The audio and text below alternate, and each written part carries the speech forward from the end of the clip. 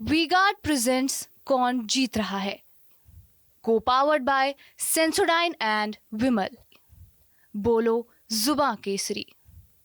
आपको बता दें कि बहुत तरह के सरकारी एग्जाम्स होते हैं जिसमें सरकारी नौकरियां मिलती है और यहाँ पे लाखों छात्र उसके लिए तैयारी करते हैं। पटना में रहते हैं, दरभंगा में रहते हैं, भागलपुर में रहते हैं और उस सरकारी नौकरी के लिए वो तैयारी करते हैं। ऐसे में सवाल उठता है कि अगर रेलवे में वैकेंसी कम आएगा या सरकारी दफ्तरों के लिए वैकेंसी कम आएगा या एसएससी का पेपर लीक हो जाएगा या टीचर का पेपर लीक हो जाएगा, तो ऐसे लोगों के बीच में आक्रोश आना बहुत स्वाभाविक है। देखिए, बिहार में बहुत इंडस्ट्री नहीं है, इसलिए लोगों की बहुत सारी उम्मीदें सरकारी नौकरियों से ही रहती है और सरकारी नौकरियों से रहने की वजह से अगर एक एग्जाम प्रभावित होता है तो निश्चित तौर पर लाखों प्रभावित होते हैं, लाखों बच्चे प्रभावित होते हैं, उनका पूरा परिवार प्रभावित होता है। इसलिए आपने सुना होगा कि मुंबई तक बिहार के बच्चे एग्जाम देने जाते हैं, बिहार के बच्चे एग्जाम देने जाते हैं। मैं मनीष जी आऊंगा आपके पास। डॉक्टर संजय, आपको नहीं लगता कि युवाओं के बीच में रोजगार की चर्चा मजबूत होना कहीं ना कहीं एनडीए के लिए शुभ संकेत नहीं है? आपको नहीं लगता ये बात? एक तरीके से अपोजिशन ये नैरेटिव सेट करने में बिहार में कम से कम सफल होता दिख रहा है कि रोजगार की गारंटी प्रधानमंत्री मोदी देंगे कि नहीं देंगे, एक ये कंफ्यूजन वाली स्थिति तो है। और तेजस्वी यादव ने जो कहा है 17 साल बनाम 17 महीने, कि 17 महीने में हमने उतना रोजगार दे दिया जितना आप 17 साल में नहीं दे पाए, तो इस तरह की चर्चा भी युवाओं में है। इसलिए मैं आपसे ये कह रहा हूं कि चूंकि यहाँ पे इंडस्ट्री नहीं है, लोगों की उम्मीदें सरकारी नौकरियों से होती है, ऐसे में सवाल उठता है कि युवाओं के बीच में रोजगार का मुद्दा बड़ा होना क्या संकेत दे रहा है? आप इसको किस तरीके से देख रहे हैं? रोजगार का मुद्दा है, नौकरी का मुद्दा भी है। और 2020 का जो बिहार का विधानसभा चुनाव लड़ा गया उसके डिस्कोर्स में ही यही था। तेजस्वी यादव ने कहा कि हम जब सत्ता में आएंगे तो 10 लाख सरकारी नौकरी देंगे और एनडीए को कहना पड़ा कि हम 19 लाख रोजगार देंगे। देखिए, रिक्तियां तो हैं, लेकिन उन रिक्तियों को भरने के लिए फाइनेंस परमिट करता है कि नहीं करता है, ये भी एक अपने आप में ये है। और चूंकि बिहार सरकार के पास जो साधन संसाधन है वो कितने हैं सबको पता है। जिनका इनका जो बजट है 2,68,000 करोड़ का करीब, अपना इनका इनकम का स्रोत करीब करीब 50-60 हजार है। बाकी केंद्र के जो हिस्से में जो राशि है सो, और वर्ल्ड बैंक से कुछ लोन वगैरह लेते हैं, उससे इनका काम चलता है। तो ठीक आपने कहा कि बिहार के बच्चों का, बिहार के नौजवानों को एक उम्मीद रहती है सरकारी नौकरी, वो चाहे बिहार में मिल जाए या देश स्तर पर कहीं। लेकिन सरकारी नौकरियों के लिए भी फाइनेंस होगा तब ना। शिक्षकों का वेतन कहाँ से दिया जाएगा? अभी जो टीचर अपॉइंट किए गए हैं नए टीचर कॉलेज में, कई महीनों से उनके वेतन नहीं मिले हैं। अभी ठीक है, के पाठक जी और गवर्नर हाउस में एक तनाव चल रहा है, लेकिन उनको वेतन नहीं मिले हैं। तो फाइनेंस, जब तक आपके पास इनकम नहीं होगा, तेजस्वी जी हो या कोई हो, ठीक है, ये एक अपील करता है लोगों को कि नौकरी मिलेगी, रोजगार मिलेगा तो हमारा परिवार संवरेगा। इस सच्चाई को कौन स्वीकार नहीं करेगा? 14.5 करोड़ आबादी या 15 करोड़ आबादी का ये बिहार हो गया। इसके हिस्से में अब एग्रीकल्चर है नहीं। उत्तर बिहार बाढ़, दक्षिण बिहार सुखाड़। मैन्युफैक्चरिंग सेक्टर में अगर एग्रो वेस्ट इंडस्ट्री की भी संभावना थी तो ऐसा कोई इंडस्ट्रियलाइजेशन हुआ नहीं। तो बच जाता है एक सर्विस सेक्टर।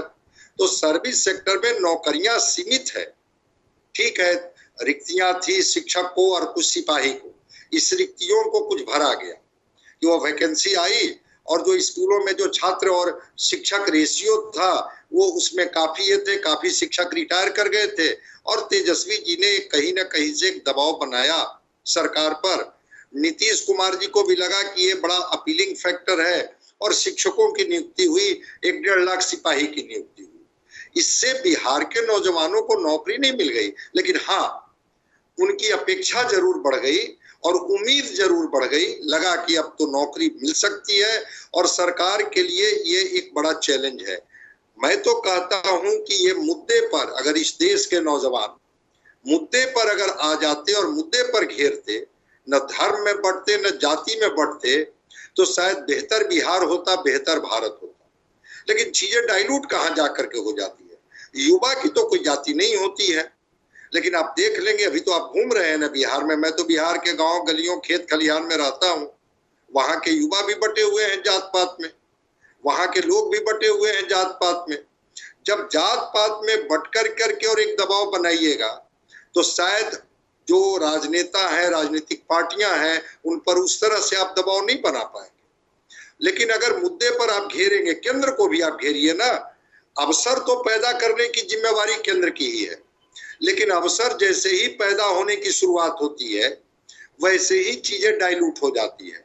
अब इथेनॉल प्लांट की शुरुआत शाहनवाज हुसैन ने किया था कि बिहार में मक्का का सरप्लस प्रोडक्शन होता है, धान का सरप्लस प्रोडक्शन होता है, गन्ने का सरप्लस प्रोडक्शन होता है, और इथेनॉल प्लांट की बात की गई थी कि हम इथेनॉल प्लांट का एमओयू साइन करेंगे केंद्र सरकार से, और वो इथेनॉल प्लांट के माध्यम से हम एक रोजगार के द्वार खोलेंगे। क्या हुआ उस इथेनॉल प्लांट का? न शाहनवाज हुसैन को जगह मिली, न उनको विभाग दिया गया। तो जब तक अवसर के लिए यहाँ के युवा, यहाँ का समाज दबाव नहीं बनाएगा, जब तक उनकी थाली में 5 किलो अनाज समझाते रहा जाएगा कि आपके घर में गैस सिलेंडर पहुंच गया, एक हमने शौचालय बना दिया, इससे युवाओं की जरूरतें पूरी नहीं होती है। न उनके बच्चों की पढ़ाई पूरी होगी, न बूढ़े माँ बाप की दवाई पूरी होगी, न नौजवानों की कमाई पूरी होगी। ये दवाई, पढ़ाई, कमाई, सिंचाई वाली जो सरकार की बात तेजस्वी जी करते हैं, 17 महीने में सिंचाई के लिए कौन सा काम इन्होंने किया? दवाई के लिए कौन सा काम किया? पढ़ाई के लिए कौन सा काम किया? हाँ, शिक्षक नियुक्त हुए, जो शिक्षकों के पद रिक्त थे, वो 2 लाख 1.5 लाख शिक्षक नियुक्त हुए हैं। इस सच्चाई को हम स्वीकार करते हैं, लेकिन यही एक एक्सपेक्ट नहीं है कि स्कूलों में शिक्षक हो गए, इसकी वजह से बिहार की रोजगारी समाप्त हो गई, बिहार के नौजवानों को नौकरी मिलने लगी। बड़े फलक पर देखने की जरूरत है। लेकिन हाँ, सभाओं में हर पार्टी पर एक दबाव तो है कि अब जब तक हम आपको मुद्दे पर नहीं लाएंगे, और खास करके युवा, रोजगार और नौकरी के मुद्दे पर आपको नहीं लाएंगे, उस पर आपकी चुप्पी नहीं तोड़ेंगे, तब तक धर्म और जाति के आधार पर बांट करके ये वोट की फसल आप बार बार काटने की कोशिश करेंगे, इसका हम मौका नहीं देंगे।